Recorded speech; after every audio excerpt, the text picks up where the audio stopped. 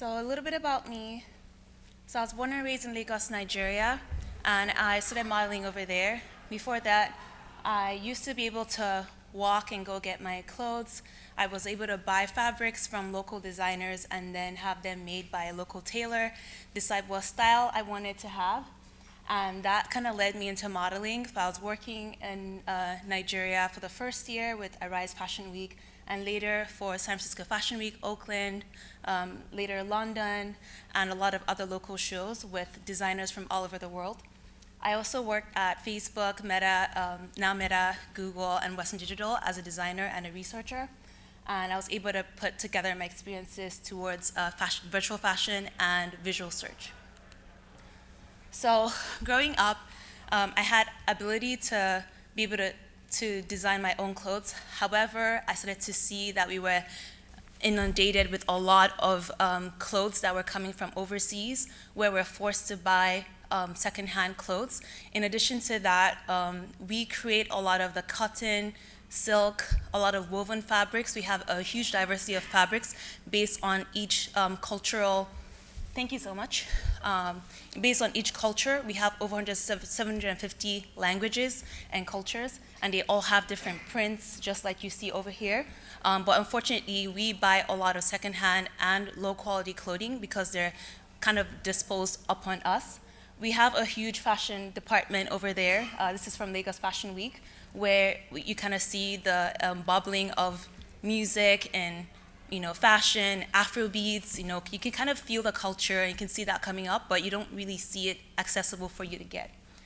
Another problem that I noticed was the improper disposal of clothing, which led to soil pollution. So a lot of the plastics from plastic bags, which are used to bottle water, bottle products, are kind of strewn around the streets, leading to more pollution, burning, and there's no proper way to dispose of them. And later on, I've been able to work with a designer, for example, who takes up these bags and use them to create clothing, waste baskets, jackets, and so on.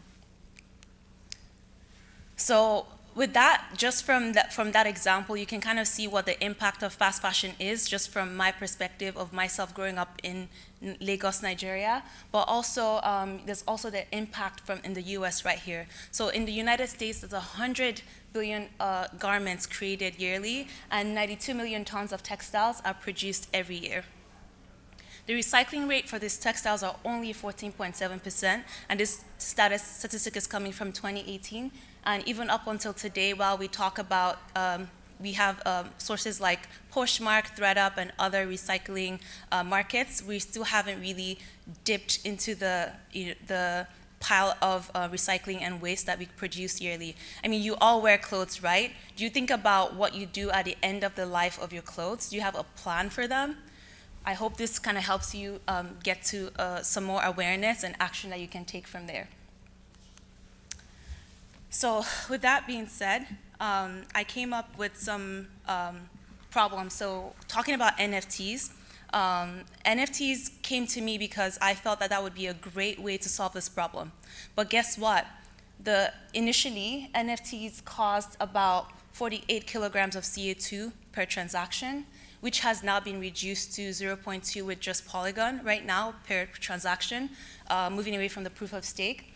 So we're still looking into analyzing what NFTs cost per transaction. As you know, we have a lot of NFTs being minted daily for art, for music, for whatever reasons. A lot of these projects, they're not very valid and don't really come up to anything.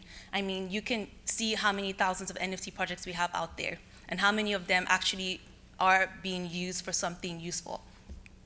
So with that being said, we try to figure out why there's an imbalance between NFT utilization and actual usefulness in our daily lives. So that brings us to one problem. So the problem that I'm thinking about now is a problem with the designer and basically the client. So this client, we look at the problem of a designer. They have problems with acquiring customers, social media and website engagement, customer experience, and of course, overproduction of unneeded clothes, which are basically derived from samplings that they need to get. They need to produce at least 2,000 samples of t-shirts to be able to like sell over a period of 6 months, and they might only sell 10% of that. Supply chain issues, logistics, so imagine how long it takes to ship from country to country, and before it actually gets to your doormat, imagine how much more we're wasting in order to get to that point. So I figured, how can we solve these problems?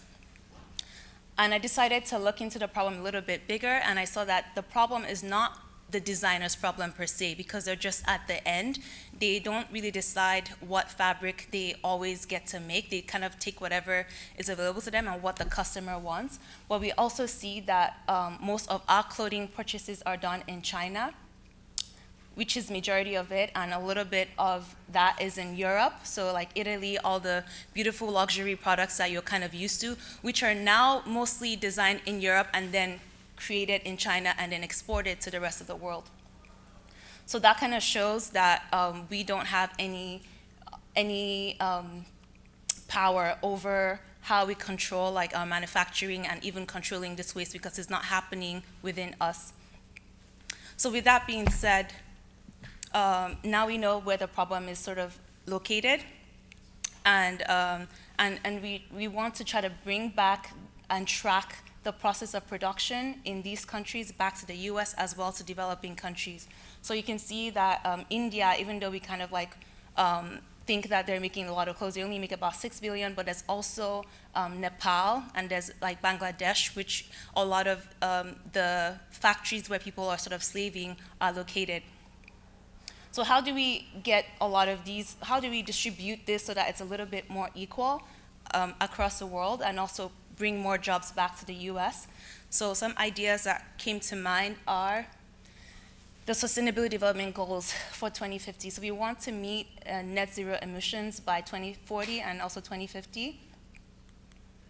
And I'm proposing the circular economy that involves recycling, production, manufacturing, as well as the involvement of developing countries to help us get to this point.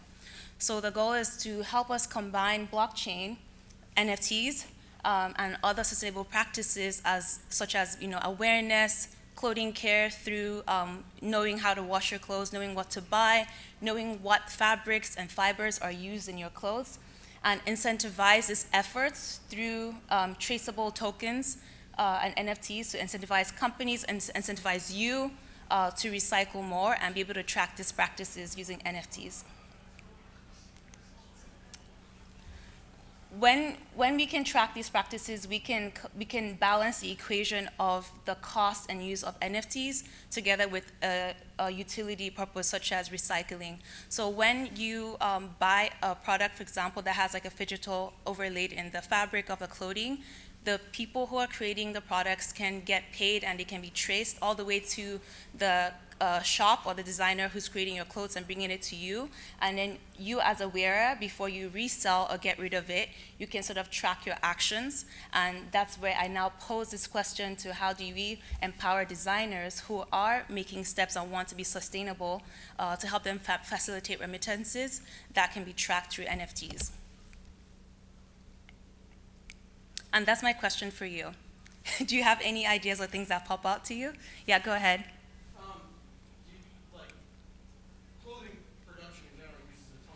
Yeah. And do you think for mass production, obviously doesn't make sense, but the made to order merch and stuff seems to be a lot less impactful. But you were saying the designers don't have much of a say in the manufacturing, so how would you get the manufacturers to put the tags on?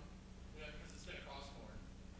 Right, so that's why we figure out some other ways, and one of them is using deep learning image recognition to be able to find things like sneakers and clothing, so being able to track, identify what you're wearing before you buy it and what the imprint or the life cycle is of that clothing. So this is one way that I've been trying to figure it out. So one of them is creating profiles for customers, having them be able to enter sizes, track what they're going to wear and help them find the vendors who are going to wear it. Another way is by fiber detection, so being able to track what is made in a specific clothing after and then also before, hopefully through digitals. And then that's why I put it out there to kind of ask people ways to enter these processes into the process of NFTs. Is it okay if I take questions? We're out of time. Okay. Sorry. Okay. Yeah, but you can come up to me and ask me questions because I wanted to just throw this out there so you could share your ideas on how to track these processes. But yeah, that's my goal. My question is how to empower recovery in regions that lack infrastructure and also enable recycling and create more awareness using NFTs. Thank you.